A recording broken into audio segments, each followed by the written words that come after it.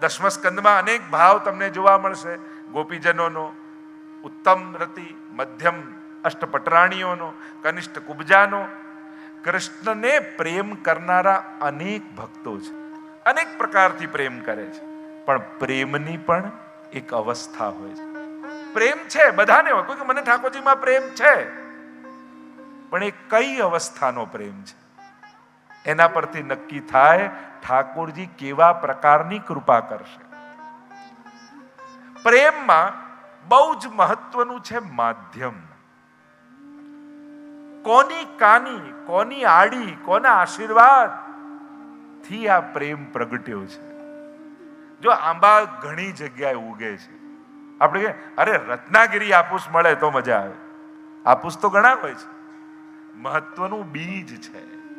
આ બીજ કયું છે, ક્યાં કઈ ભૂમિ પર વાવેલું છે, ક્યાંથી ઉગેલું છે. એમ કૃષ્ણને પ્રેમ કરનારા દુનિયામાં ઘણા છે. પણ હે વૈષ્ણવો, યથા ભક્તિ પ્રવૃદ્ધાસાત તથોપાયો નિરૂપ્યતે બીજ ભાવે દ્રઢેતુ સ્યાત. મહાપ્રભુજી કહે તમારી ભીતર ઠાકોરજીએ પુષ્ટિનું બીજ વાવેલું છે. એટલે આમાં જે ફળ ઉગશે ને એ પુષ્ટિનું ફળ ઉગવાનું છે. અહીંયા જે કૃષ્ણ ઉગવાનો છે ને, જે ફળ રૂપે મળવાનો છે ને, એ સાધારણ કૃષ્ણ નથી ઉગવાનો. સ્વયં સ્વામીજીના હૃદયની નિકુંજમાં જે રમણ કરે છે એ નિકુંજ નાયક શ્રીનાથજી બાબા તમને મળવાનો છે. કારણ કે તમારું બીજ એ છે, જે બીજ છે એ જ ફળ રૂપે ઉગવાનું છે. એટલે હાપુસ તો ઘણી જગ્યાએ ઉગતા હોય, ભક્તિ તો ઘણી જગ્યાએ થતી હોય, પણ તમારું જે બીજ છે એ કોઈ વિશેષ ફળ ઉગાડવાનું છે. અને એ બીજ જેના હૃદયમાં છે એવા ગોપીજનોની ગાથા આપણે ગાવાની છે. પંચાધ્યાયમાં થોડોક પ્રવેશ કરાવું અને પછી રાસ સુધી લઈ જાઉં. કારણ કે સંયોગની અવસ્થા બાદ વિપ્રયોગની અનુભૂતિ કરાવવી પડે. સીધા વિપ્રયોગનું દાન નથી થતું, કારણ કે વિપ્રયોગ થતો પણ નથી. જો વિરહ, વિપ્રયોગ અને વિપ્રલંબ શૃંગાર, આ ત્રણેયની જુદી અવસ્થા છે. વિયોગ છે, વિરહ છે ને વિપ્રયોગ છે. આ ત્રણેય અવસ્થા છે. કેવલ ભગવાન યાદ આવવા એ જ વિરહ નથી. એની પણ જેમ પ્રેમની અવસ્થા કહી ને, એમ સંયોગની અવસ્થા હોય એમ વિયોગની પણ અવસ્થા હોય.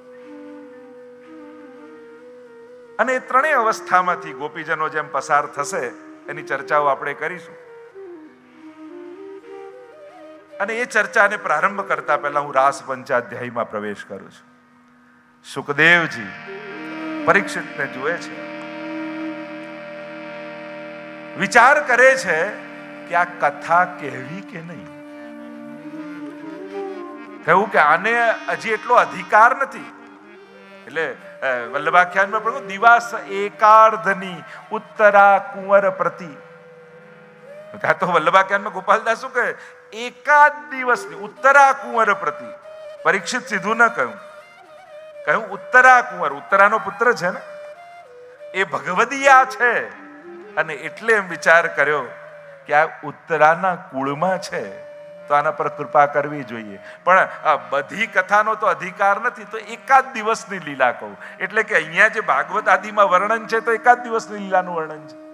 બાકી તો આપણે ત્યાં આખી વર્ષોત્સવની જે ભાવના, અનેકવિધ લીલાઓના વર્ણન એ બધા તો કરી નથી શક્યા સુખદેવજી.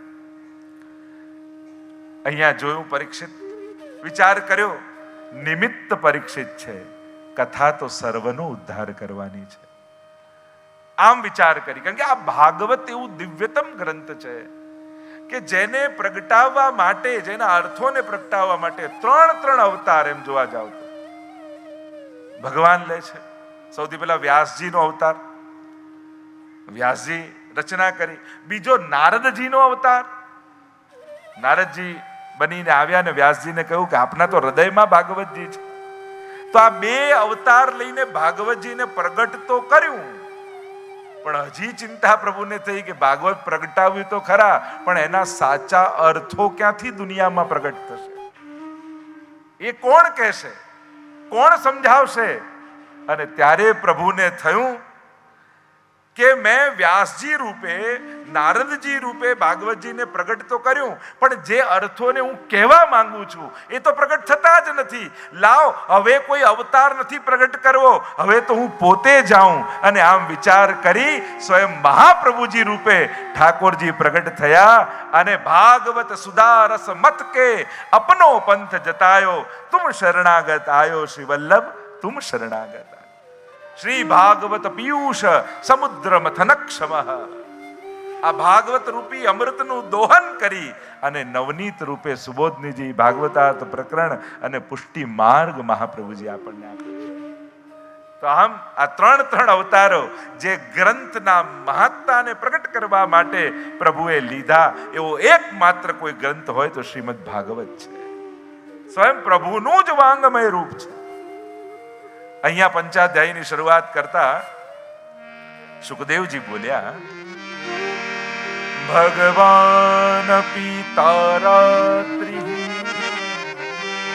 શરદોત્ફુલ્લ મલ્લિકા વિક્ષરંતુમ મનશ્ચક્રે યોગમાયામુપાશ્રિતા. ભગવાન પિતારાત્રિ. ભગવાને એ રાત્રિને જોઈ. કઈ રાત્રિ? જે રાત્રિનું વચન ચીરહરણ લીલા સમયે ભગવાને ગોપીઓને આપ્યું હતું. જો કૃપા કરવાનો પણ સમય હોય છે, દાન કરવાનો પણ સમય હોય છે, સ્થાન હોય છે, અને યોગ્ય સ્થાન અને યોગ્ય સમયે પ્રભુ કૃપાના દાન કરતા હોય છે. આ તો રસ છે ને, અને રસના પણ સંજોગો હોય. ગમે તે સમયે ગમે તે રસ ન પ્રગટે, એ તો રસાભાસ થઈ જાય. આ રાસલીલા પ્રભુ કરે છે જ શેના માટે? મહાપ્રભુજી સુબોધનીજીમાં કારિકા લખે છે કે ઠાકોરજી આ લીલા શા માટે કરે છે? તો કે પ્રભુ બ્રહ્માનંદાત સમુદ્રુત્ય ભજનાનંદ યોજને લીલાયા યુજ્યતે સમ્યક સાતુર્ય વિનિરૂપ્યતે. બ્રહ્માનંદ સુધીનો અનુભવ વ્રજભક્તોને ભગવાને કરાવી દીધો છે. મોક્ષ સુધીનો, વૈકુંઠ સુધીનો. ભગવાન બધાને વૈકુંઠ લઈ ગયા છે. વ્રજજન વૈકુંઠ સુખ જોઈ વળ્યા, ન ગમ્યું ત્યારે બ્રહ્માનંદમાં ભળ્યા. અરે ઘેર સ્વરૂપાનંદ સુખ અતિશય ગળ્યા, વ્રજવાલુ રે વૈકુંઠ નહીં આવે. બધાને લઈ ગયા વૈકુંઠ અને કરું લો મારા દર્શન કરો. વ્રજવાસીઓ કહ્યું હતું કે પ્રભુ અમે સાંભળ્યું છે કે તું સાક્ષાત નારાયણ છે, તો તારા દર્શન કરાવ. અને ભગવાન વૈકુંઠ લઈ જાય છે. અને ત્યાં જે વૈભવ અને મહાત્મ્ય ભગવાનનું જોયું, વ્રજવાસીઓ કહેવા લાગ્યા, અમારે મહાત્મ્ય નથી જોઈતું, અમારે તો માધુર્ય જોઈએ છે. તને જોઈને અમે ડરી જોઈએ એવો ભગવાન અમારે નથી જોઈતો. જેને જોઈને અમને તો બાત ભીડવાની ઈચ્છા થાય, ગળે લગાવવાની ઈચ્છા થાય એવો કૃષ્ણ અમારે જોઈએ છે. અને એટલે એ મોક્ષાનંદમાંથી કાઢી હવે એક સ્ટેપ ભગવાન ઉપર લઈ જાય છે. 3 પ્રકારના આનંદ શાસ્ત્રોએ કયા? વિષયાનંદ, બ્રહ્માનંદ અને ભજનાનંદ. 3 પ્રકાર કે આનંદ શાસ્ત્રો में बताए गए. વિષયાનંદને આપણે બધા જ ઓળખીએ છીએ. એનાથી ઉપર છે મોક્ષનો આનંદ, જેને કહેવાય બ્રહ્માનંદ. ભગવાન રામ દંડકારણ્યમાં પધાર્યા અને ઋષિઓએ જ્યારે ભગવાન રામને જોયા ત્યારે પ્રશ્ન કર્યો કે પ્રભુ, અમે તો સાંભળ્યું છે કે મુક્તિનો આનંદ સર્વોચ્ચ છે અને એનો આનંદ અમે અનુભવ કરી ચૂક્યા છીએ, પછી આપને જોઈને હજી બીજો કયો આનંદ પામવાની અમને ઈચ્છા થાય છે? ત્યારે ભગવાને કહ્યું, એ છે મારો સ્વરૂપાનંદ, સ્વસ્વરૂપનો આનંદ. તો પ્રભુ અમને અનુભવ કરાવો. પ્રભુએ કહ્યું, હમણાં તો મર્યાદા પુરુષોત્તમ છું, જ્યારે પુષ્ટિ પુરુષોત્તમ રૂપે પધારું ત્યારે હે ઋષિઓ, તમે ગોપી બનીને આવજો, ત્યારે તમને મારા સ્વરૂપાનંદનો અનુભવ કરાવીશ. તે ઋષિઓ ગોપી બનીને આવ્યા, એ છે ઋષિ રૂપા ગોપીજનો. અને વેદની ઋચાઓએ જ્યારે ભગવત ગુણગાન ખૂબ કર્યા. હવે તમને કોઈ આખી રેસીપી આપે, ઇન્ગ્રેડિયન્ટ વાંચવા આપે અને તમે બધું વાંચો, એમાંથી તમને સ્વાદ આવે? સ્વાદ તો ક્યારે આવે? જ્યારે બનાવીને મુખમાં મૂકી. એમ શ્રુતિઓ કહેવા લાગી, ભગવાન આપ કેવા છો, તત્વતઃ સ્વરૂપતઃ બહુ જ ગાયું, પણ ગાવાથી સ્વાદ કેમ આવે? પ્રભુ આપના એ વર્ણનની અનુભૂતિ અમને થાય એવી કૃપા કરો. અને ત્યારે પ્રભુએ કહ્યું, તમે જ્યારે કૃષ્ણ રૂપે પધારો ત્યારે ગોપીઓ બનીને આવજો, ત્યારે મારા સ્વરૂપનો અનુભવ કરાવીશ. અને એ વેદની શ્રુતિઓ જે ગોપી બનીને આવી એ છે શ્રુતિ રૂપા ગોપીજનો. તો મુખ્ય બે પ્રકારના ગોપીજનો છે, ઋષિ રૂપા અને શ્રુતિ રૂપા. અને એટલે જ પુનઃ કહું, એ કોઈ સ્ત્રી દેહમાં છે, કારણ કે સ્ત્રી સમર્પણનો ભાવ છે અને એટલા માટે સ્ત્રી દેહમાં એમને ભાવાયુક્ત કર્યા છે, સ્વરૂપયુક્ત કર્યા છે. આ બે પ્રકારના ગોપીજનો. તો જ્યારે બ્રહ્માનંદનો અનુભવ કરી ચૂકેલા ઋષિઓને, ભક્તોને, વ્રજભક્તોને હવે સ્વરૂપાનંદની અનુભૂતિ કરાવી છે, એટલા માટે ઠાકોરજી હવે મહારાસ કરશે. આ લીલા સ્વયં પ્રભુએ કરેલી છે. આ જે કાંઈ પણ લીલાઓ છે, સર્વ લીલા કરતા એ તો પ્રભુ જ છે. આ જે કાંઈ પણ થઈ રહ્યું છે એ પ્રભુ જ કરનારા છે. કારણ કે પ્રભુએ 3 કાર્ય દશમસ્કંદની પ્રત્યેક લીલામાં કર્યા. એક નિરોધ લીલા છે દશમસ્કંદ, અત્ર સર્ગો વિસર્ગશ્ચ સ્થાનમ પોષણ મૂતય મનવંતર એશાનું કથા નિરોધો મુક્તિરાશ્રય. તૃતીય સ્કંદ સર્ગ લીલાથી શરૂ કરી 12મો સ્કંદ એ આશ્રય લીલા. તો એ ક્રમ પ્રમાણે દશમસ્કંદ એ નિરોધ લીલા છે. અને નિરોધ લીલાનો અર્થ જ થાય પ્રપંચની વિસ્મૃતિ અને ભગવદ આસક્તિ. એટલે કે દશમસ્કંદમાં પ્રભુ કરે છે શું? ભક્તોને એના પ્રપંચની વિસ્મૃતિ કરાવે છે. અને પ્રપંચ એટલે શું? અહમતા અને મમતા, હું અને મારું. ભગવાને ભૂલાવી નાખે અને બે વસ્તુ યાદ રહે, હું પ્રભુનો દાસ, એ જ અહમતા બની જાય, અને ઠાકોરજી મારા છે, એ જ મમતા બની જાય. અને આ જ્યારે ઠાકોરજી બની જાય એટલે ભક્તનો નિરોધ ભગવાનમાં થઈ જાય. આ લીલા પ્રભુ કરશે. ભક્તનો નિરોધ, અસુરોનો વધ એટલે કે નિગ્રહ, અને દેવોનું દમન. આ 3 કાર્ય પ્રભુએ કર્યા છે. અને આ 3 કાર્યમાં ભક્તોનો નિરોધ પરમાત્મા કરી રહ્યા છે. એટલે કે જેવા જેવા ભક્તો છે એવી એવી લીલા કરી એ ભક્તોની આસક્તિ સ્વયંમાં સિદ્ધ કરે છે. તામસ, રાજસ, સાત્વિક 3 પ્રકારના ભક્તો છે, તો 3 પ્રકારની પ્રભુ લીલા કરશે. મહાપ્રભુજી આજ્ઞા કરે છે, સ્વભાવ સન્નથા ભાવો ન વૈ શકે કથમ ચન અતસ ત્રિવિધ જીવેશુ ત્રિવિધા ભગવત કૃતિ. જીવ એનો સ્વભાવ નથી બદલી શકતો, એટલે ભગવાન જીવના સ્વભાવને અનુકૂળ લીલા કરશે અને ભક્તનો સ્વયંમાં નિરોધ કરી લેશે. જોજો, તમારા ઘરે જે લાલન બિરાજે છે ને, એને તમારાથી જુદું નથી ભાવતું, એને તમારાથી જુદું નથી ગમતું. તમારા લાલન, ઘણી વાર લોકોને એમ થાય ને, પ્રભુને આવું ગમે, તું તો આવું બનાવે છે. પણ એ ખરેખર વાત જોવા જાવ ને, ભક્ત જેના માથે ઠાકોરજી બિરાજ્યા છે ને, એની પ્રકૃતિને અનુકૂળ થઈને ઠાકોરજી બિરાજે છે. એટલે જોજો, ઘણી વાર તમે બહુ ફીકું નાય બનાવતા હોય તો ઘણી વાર એમ થાય કે અરે ઠાકોરજીને તો આવું આવે. અરે ઠાકોરજીને એવું જ ગમે છે ને એવું જ ભાવે છે જેવું તમને ગમે ને તમને ભાવે છે. એટલે તમારે અનુકૂળ. અરે મેં તો ત્યાં સુધી જોયું છે, જેના લાલન જે વૈષ્ણવના ફેમિલીના ઘરે બિરાજતા હોય ને, તો એ ફેમિલીનો છોકરો કેવો હોય, બાળક કેવા હોય, એના ફેમિલી જેવું ચહેરો ને એના હાવભાવ હોય ને, એના લાલન પણ એવા જ થઈ જતા હોય છે. જોજો, તમે એના ઘરના લાલન જોજો, તમને એવું જ લાગશે કે આ એમના ફેમિલીના જ મેમ્બર લાગે છે. ઘણીવાર લોકો એમ કહે ને, આ લાલન નાના, આ લાલન નાના, આ લાલન, પણ અમે જ્યારે જોઈએ ને ત્યારે ચહેરો જોઈને જ ખ્યાલ આવી જાય આ લાલન નાના જ લાગે છે. ધીરે ધીરે એમની લોની એટલે કે એમની પ્રકૃતિ, એમનો ચહેરો, એમનો સ્વભાવ, એમનું ભાવવું ન ભાવવું એ પણ ભક્તના પરિવારને અનુકૂળ જ થઈ જાય છે. અને આ ખરેખર જોજો, તમે એમના લાલનને કે જોજો, ધીમે ધીમે થોડા વર્ષ સેવા કરતા કરતા એમનું મુખારવિંદ એ પરિવારના મેમ્બર જેવું થઈ જશે. તમે જ જોજો. તો એ સહજ છે બહુ, કારણ કે મહાપ્રભુજીની આજ્ઞા છે કે પ્રભુ તો ભક્તને અનુકૂળ થાય છે. તો આ નિરોધ લીલા છે. અહીંયા સીધો પ્રવેશ કરું. આપણે ગોપી ગીતમાં જવું છે.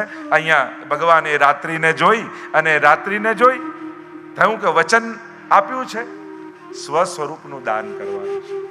આવકાર, ઉપકાર, ઉરરીકાર અને અંગીકાર, આ પાંચે દ્વારા જીવોમાં અંગીકાર, અંગરૂપ બનાવી દેવા. મર્યાદા માર્ગમાં સ્વીકાર છે, પુષ્ટિ માર્ગમાં અંગીકાર છે. તમારા હાથમાં કોઈએ પેંડો આપ્યો અને તમે હાથમાં લઈ લીધો, એને કહેવાય સ્વીકાર. પછી એ પેંડો બીજા કોઈને આપી દો, ઘરે પણ મૂકી દો, ગમે તે તમે કરી શકો છો, આ સ્વીકાર છે. પણ એ જ પેંડો મોઢામાં મૂકી દો, તે પેંડો તમારા અંગરૂપ થઈ ગયો, એ સ્વયં સ્વરૂપ રૂપ થઈ ગયો. એમ જ પુષ્ટિ માર્ગમાં જીવનો ભગવાન સ્વીકાર નથી કરતા, પણ એ જીવની શરણાગતિ દ્વારા એને ભગવદ રૂપ બનાવી દે છે. એટલે કે એની લૌકિકતાનો નાશ કરી. એટલે જ આપણે ત્યાં શું શબ્દ છે? તાદૃશી થઈ ગયા. તાદૃશી કોને જે કહેવાય? તા એટલે તેના, દ્રશી એટલે જેવા, સાક્ષાત ઠાકોરજી જેવા થઈ જાય એને કહેવાય તાદૃશી. એટલે કે હવે એની વાણી નથી, એની વાણીથી ઠાકોરજી બોલશે. હવે એની દ્રષ્ટિ નથી, એની દ્રષ્ટિએ ઠાકોરજી જોશે. હવે એના આશીર્વાદ નથી, એના હાથે ઠાકોરજી આશીર્વાદ આપે છે. એને ભોજન કરાવ્યું તો એણે નથી કર્યું, હવે એના મુખે ઠાકોરજીએ સ્વીકાર કર્યું છે. આ તાદૃશી પણ. અને મહાપ્રભુજી નિરોધ લક્ષણ આદિમાં ચર્ચા કરી, હમણાં એનો વિસ્તાર નથી કરતો, પણ એ જ સ્વરૂપ, એ જ ઇન્દ્રિયો, એ જ ભાવ ઠાકોરજી જેવા ધારણ કરી લે છે. અને ત્યાં એવા પ્રસંગમાં સુબોધનીજીમાં આગળ ચર્ચા કરે છે, જ્યારે ધેનુકાસુરનો વધ કરાવ્યો, દાઉજી પાસે કરાવ્યો, અને સખાઓએ ઘરે આવીને શું કહ્યું? ઠાકોરજીએ ધેનુકાસુરને માર્યો. હવે માર્યો હતો તો દાઉજીએ, તો ઠાકોરજીએ માર્યો એમ કેમ કહેવાય? તો ત્યાં સુબોધનીમાં મહાપ્રભુજી બહુ સુંદર સમજાવે છે કે જે કાર્યો ભગવદ આવેશથી થયા હોય એ ભગવાને જ કર્યા જાણવા.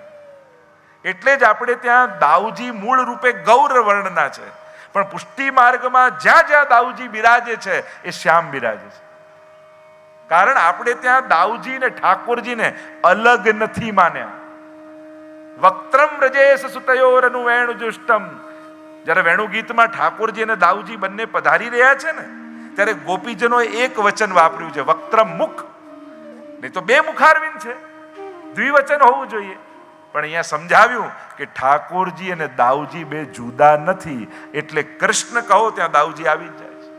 એ કૃષ્ણના આવેશવાળા દાઉજી છે, એટલે એમના દ્વારા થયેલી લીલાઓ પણ ઠાકોરજી દ્વારા કરેલી જ જાણવી. એટલે જો પુષ્ટિ માર્ગમાં ઘણી જગ્યાએ ગોપીનાથજી ને ગુસાઈજી ઘણા ચર્ચા કરે, તમે ગુસાઈજી બોલ્યા ને ગોપીનાથજી ના બોલ્યા, અને એના ઉપર ઘણી બધી ચર્ચાઓ થાય. ચર્ચાની જરૂર જ નથી. વક્ત્રમ વ્રજેશ બંને એક રૂપે જ બિરાજે છે. ભેદ બુદ્ધિ રાખવી એ જ અપરાધ છે. એક જ રૂપ છે. રૂપ બેઉ એક તે ભિન્ન થઈ વિસ્તરે, તો એક જ રૂપ છે. અને એટલા માટે અહીંયા જે પ્રભુ લીલા કરે છે ભગવદ આવેશથી, તો જ્યારે વેણુનાદ કર્યો, જોઈ રાત્રિને, અરે રાત્રિ આવી ગઈ, તો જે ચર્ચા કરી રહ્યો હતો સ્વીકાર અને અંગીકાર. એટલે જ પ્રભુએ જે અંગીકાર, જે વસ્ત્ર ધારણ કર્યા હોય, તો આપણે કે ઠાકોરજીના પ્રસાદી વસ્ત્ર, વસ્ત્રજીની સેવા કરો. કારણ કે જે વસ્તુનો પ્રભુને સ્પર્શ થાય એ પ્રભુ રૂપ થઈ જાય છે. એટલે પ્રસાદ પણ પ્રભુ રૂપ છે. પ્રભુના જે ખીલોના આદિ પ્રભુની સેવામાં વપરાતી જે વસ્તુઓ છે એ પણ પ્રભુ રૂપ છે. કારણ કે જે વસ્તુનો પ્રભુને સ્પર્શ થાય એને પ્રભુ રૂપ ધારણ થઈ જાય છે. એટલે તો જ્યારે વસ્ત્ર હરણ લીલા થઈ, તે વસ્ત્રો ઠાકોરજીએ લીધા, પાછા આપ્યા, તો મૂળ વાત એ છે પ્રભુનો સ્પર્શ થયો તે પ્રભુ રૂપ થઈ ગયા અને હવે એમણે ધારણ કર્યા. તો આ બધી ઘણી બધી ગહનતમ ચર્ચાઓ છે. જ્યારે રાત્રિને ઠાકોરજીએ જોઈ વનમાં પધાર્યા પ્રભુ. આપણે ત્યાં 3 રાત્રિ બહુ મહત્વની છે. એક પ્રભુ પ્રગટ થયા એ પ્રાગટ્યની રાત્રિ, જન્માષ્ટમીની. બીજી મહારાસની રાત્રિ. ત્રીજી શ્રાવણ શ્યામલે પક્ષે એકાદશ્યામ મહાંશી સાક્ષાત ભગવતા પ્રોક્તમ તદક્ષરસ ઉચ્યતે. એ પવિત્ર એકાદશીની રાત્રિ. કારણ કે મહારાજ સમયે જે દાન પ્રભુએ કર્યું હતું એ જ દાન ફરી ભૂતલ પર કરવા માટે આ એકાદશીની રાત્રિમાં ઠાકોરજી પ્રગટ થયા. ગદ્ય મંત્ર બ્રહ્મસવન મંત્રનો ઉપદેશ આપ્યો. ફરી એ જ વચનો યાદ અપાવ્યા છે. તો એની પણ એટલી જ મહત્તા છે. રાત્રિને જોયું પ્રભુએ પધાર્યા છે વૃંદાવનમાં, અને વૃંદાવનમાં પધારી એક વિશાળ કદંબના વૃક્ષની નીચે ઠાકોરજી ઠાડા થયા. વામ ભુજાના વામ ચરણ ઉપર જમણો ચરણ પધરાવ્યો, પુષ્ટિનો આધાર લીધો. જો પ્રભુનું જ સ્વરૂપ છે, પણ પ્રભુના સ્વરૂપમાં પણ મર્યાદા ને પુષ્ટિ આ બંને સ્વરૂપ બિરાજે છે. એટલે પ્રભુ પણ કઈ રીતે કયા શ્રીઅંગ દ્વારા કૃપા કરે છે, લીલા કરે છે, એના પણ અનેક ભાવો છે. એટલે જ્યારે તમે યુગલ ગીતની કથા સાંભળશો ત્યારે વામ બાહુ કૃત વામ કપોલો, ડાબા ખભા ઉપર ડાબો ગાલ ઝુકાવી અને ઠાકોરજી વેણુના સ્વર ભરી રહ્યા છે. પ્રભુની કોઈ પણ ચેષ્ટા નિરર્થક નથી. દરેક ક્રિયામાં કોઈક ને કોઈક ભાવનું પ્રાગટ્ય છે. પ્રભુ ખાલી આમ પાપણ બંધ કરે તો એનોય ભાવ, પ્રભુ પાપણ ઊંચી કરે તો એનોય ભાવ, પ્રભુ આમ તીરછી દ્રષ્ટિ કરે એનોય ભાવ. દરેક વસ્તુનો ભાવ છે. પ્રભુ વેણુનાદ કરે, છિદ્રો ભરે તો એનોય ભાવ, છિદ્ર ખોલે એનોય ભાવ. પ્રભુની પ્રત્યેક ચેષ્ટાઓમાં કંઈક ને કંઈક રસ ઉદ્દીપન છે, કંઈક ભાવ પ્રાગટ્ય છે. અહીંયા પ્રભુ પધાર્યા, અધર પર વેણુ પધરાવી, ત્રિભંગી રૂપ ધારણ કર્યું અને વેણુના સ્વર ભર્યા. વેણુનો સ્વર આખા વ્રજમાં વ્યાપ્યો. નિશમ્ય ગીતમ તદનંગ વર્ધનમ. એ ગીત વગાડ્યું પ્રભુએ. જો નાદ અને ગીત બંનેમાં ફરક છે. અહીંયા નાદ નથી કહ્યું, ગીત કહ્યું. નાદમાં સ્વર હોય, અવાજ હોય, શબ્દ ન હોય. ગીત હોય એમાં શબ્દ પણ હોય. ગીત વગાડ્યું, નિશમ્ય ગીતમ, એટલે કે દરેક ગોપીને એમ લાગ્યું કે અમારું નામ લઈ લઈને ઠાકોરજી અમને બોલાવી રહ્યા. વેણુનાદ એ જાહેર આમંત્રણ નથી, એ વ્યક્તિગત ઇન્વિટેશન છે, એ પર્સનલ ઇન્વિટેશન છે, એ વ્યક્તિગત નિમંત્રણ છે. એક હોય સૂચના, બીજું હોય આમંત્રણ, ત્રીજું હોય નિમંત્રણ.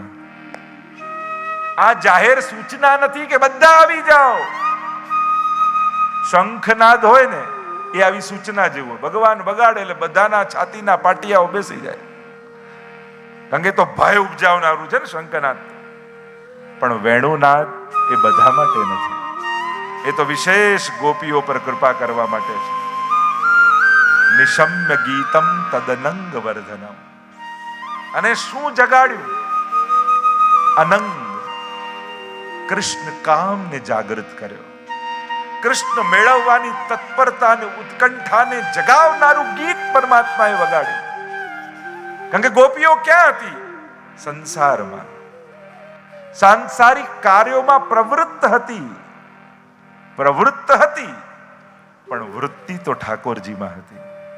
જો ઘણીવાર પ્રવૃત્તિઓને રોકી શકતા નથી આપણે, જવાબદારીઓ તો સંસારની નિભાવવી જ પડે છે. જે પ્રવૃત્તિઓ મળી છે સાંસારિક, એ તો કરવી જ પડે છે. પણ વ્યાવૃત્તોપી હરવ ચિત્તમ, મહાપ્રભુજીના શબ્દો. વૃત્તિ ઠાકોરજીમાં રાખો. જે મનની વૃત્તિઓ છે ને એ પ્રભુમાં. અરે ઘરનો કચરો વાળતા હોય તો વાળતા વાળતા એમ વિચાર કરું, અરે ક્યાંક દોડતા દોડતા ઠાકોરજી અહીંયા આવે તો, અને ક્યાંક બુહારી કરતા કરતા અહીંયા પ્રભુ ખેલવા પધારે. જ્યાં પણ તમે હો, જ્યાં ગોપીઓ જુઓ ને, એમને તો વેપાર કાર્ય કરવું જ પડે છે.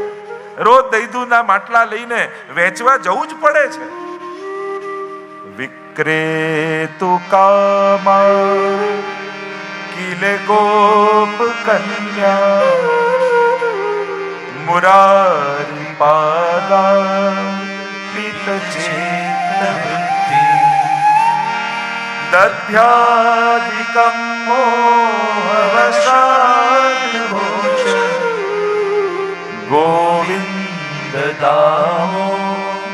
હર માધવે.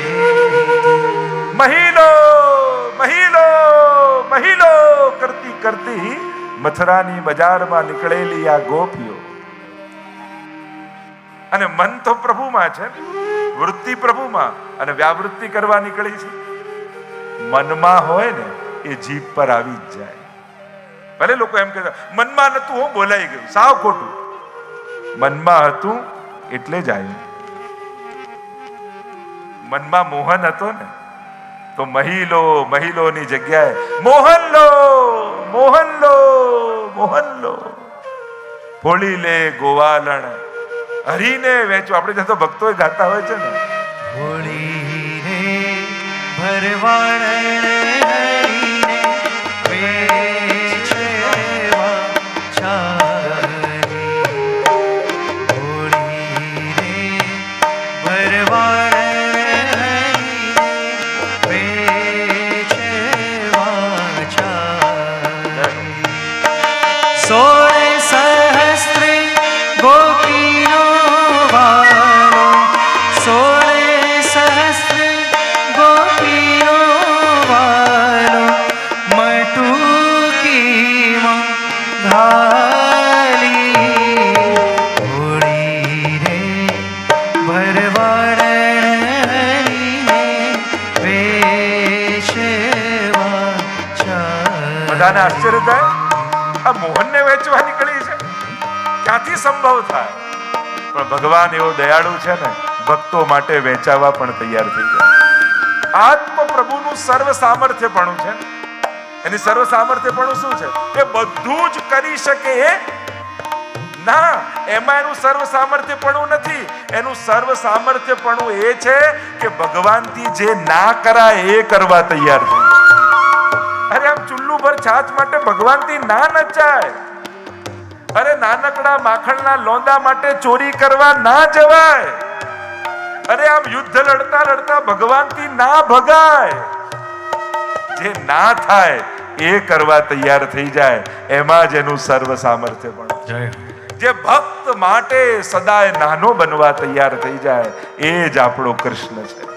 કૃષ્ણ ક્યારે પોતાની મોટાઈ સ્થાપિત કરવા કોઈ કાર્ય કરતો નથી. એ હંમેશા ભક્તોને મોટો કરે છે. નાનો બનવા જે સદા તૈયાર હોય ને, એ જ મોટો કહેવાય. જે સદાય પોતાના નાનાપણામાં નાનપણની પણ એની મોટાને કૃષ્ણ ગવાય છે જ એના નાનાપણાનાથી. એને જ્યાં જ્યાં ભગવાન થી ના કરાય એવા જે કાર્યો કર્યા ને, એનાથી જ એના ગુણગાન કરે છે. વિચાર કરો, કોઈને ચોર કહીને એના ગુણગાન થાય? આપણે હંમેશા ચોરી ચોરી માખણ ખાય, ચોરી ખાઈને ગુણગાન કરીએ. ક્યારે એના ભાગેડુપણાનાથી ગુણગાન થાય? બોલો રણછોડ ભગવાન કી જય. ડાકોર બાજુમાં જ છે. અને હા, આજે વિચાર આવ્યો, થોડા સમય પછી ડાકોરમાં એક કથા કરીશું. રણછોડ રાયને સંભળાવીએ.